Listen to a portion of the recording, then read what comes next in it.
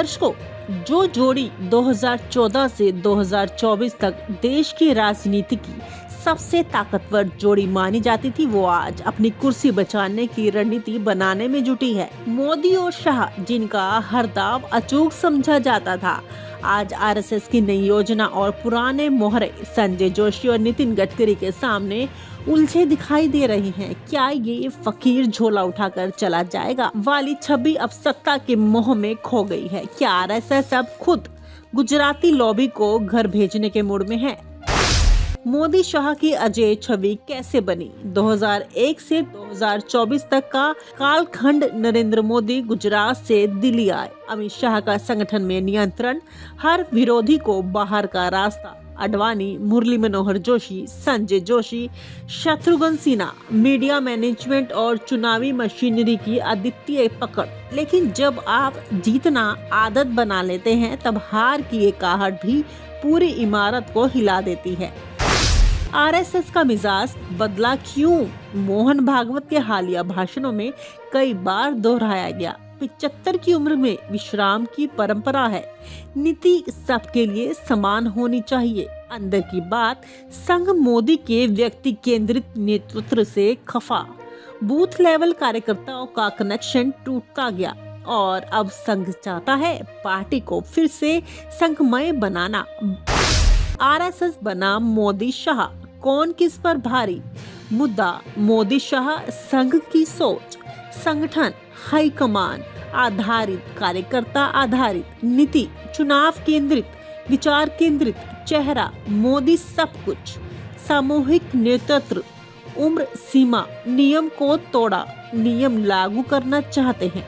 Modi team चाहती है 2029 तक बने रहें, संघ चाहता है 2025 में ही विराम।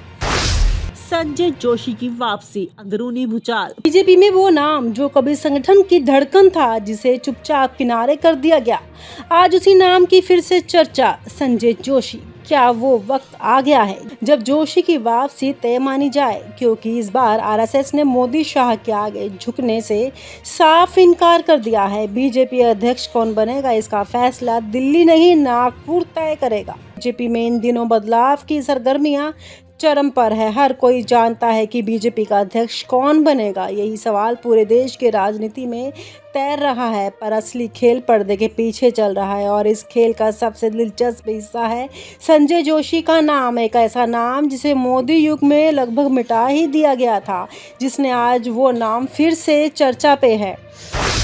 संजय जोशी, वो नाम जिसे खत्म समझ लिया गया था।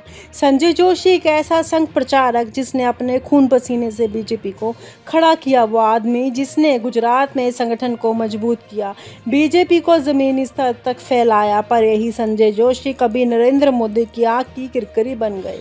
2005 से लेकर 2012 तक जब जब संजय जोशी की पार्टी में वापसी की संभावना बनती रही, तब तब मोदी खेमा उसे दबा देता। यहाँ तक कि 2012 में संजय जोशी को राष्ट्रीय कार्यकारिणी से इस्तीफा देना पड़ा और वो लगभग राजनीति वनवास में चले गए। पर कहते हैं ना, राजनीति में कोई स्थायी दुश्मन होता है ना दोस्त, और ना ही स्थायी वनवास। आज भारतीय जनता पार्टी जुलाई और अगस्त में अपने नए राष्ट्रीय अध्यक्ष की घोषणा करने की दहलीज पर खड़ी है।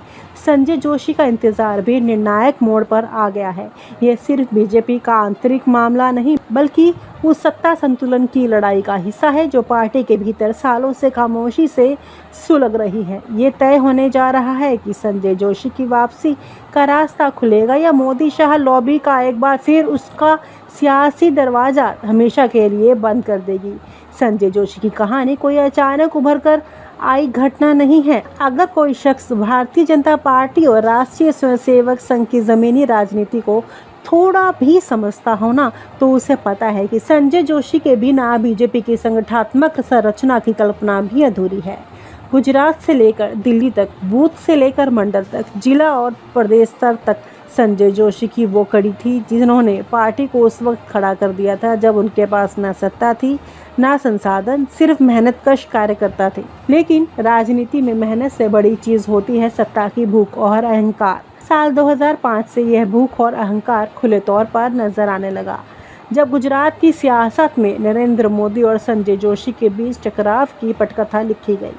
मोदी सत्ता के शिखर पर चढ़ रहे थे और संजय जोशी संगठन के भीतर अपनी जमीनी पकड़ मजबूत कर रहे थे। दोनों के रास्ते टकराए और अंततः मोदी शाह लॉबी ने जोशी को पार्टी से धीरे धीरे बाहर करने का सिलसिला शुरू कर दिया। 2005 से लेकर 2012 के बीच ये टकराव खुलेआम सामने आया। जब जोशी का नाम राष्ट्रीय कार्यकारिणी में आता तब मोदी शाह लॉबी असहज हो जाती।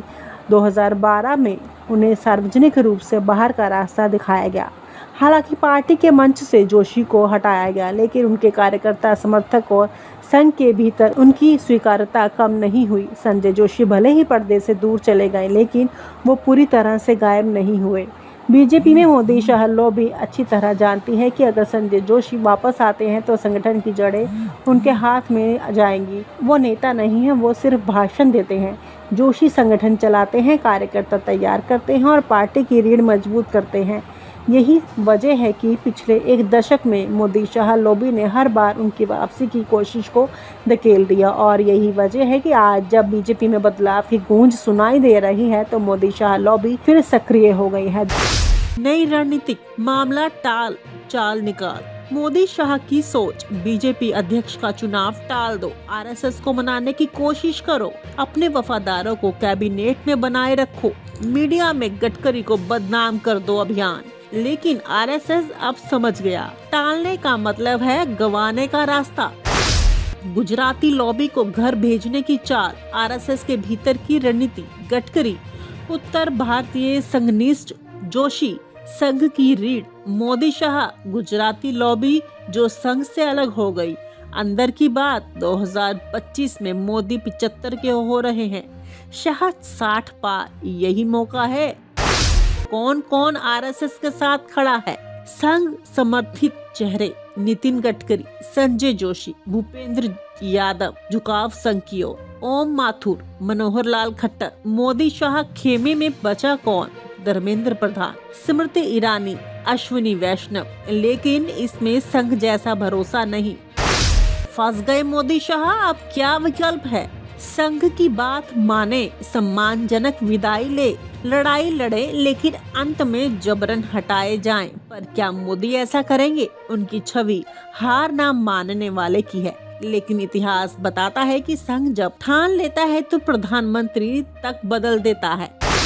क्या 2026 तक गडकरी बन सकते हैं पीएम? गडकरी की छवि पारदर्शी, संघ के प्रिय, मोदी से अलग लेकिन जनमानस में लोकप्रिय, कोई विवाद नहीं। 2026 में अगर संगठन में जोशी को लाया गया तो 2027 तक गडकरी को पीएम फेस बनाने की रणनीति पूरी होगी। इस बार आरएसएस भी पीछे नहीं हटेगा। संघ अब तय कर चुका है, अगर 2025 में बदलाव नहीं किया गया तो पार्टी में विकृति स्थायी हो जाएगी। इसलिए मोदी शाह की हार अब बस वक्त की बात है और जोशी गडकरी युग का उदय होने ही वाला है।